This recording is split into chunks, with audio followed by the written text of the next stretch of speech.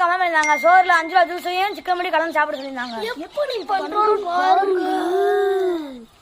சோறையும் எடுத்தாச்சு, சிக்கன் படி எடுத்துட்டேன், ஜூஸையும் எடுத்துட்டேன். வாங்க எல்லாத்தையும் மிக்ஸ் பண்ணுவோம். 6 மணிக்கு சிக்கன் படி தூவி விடுவோம்.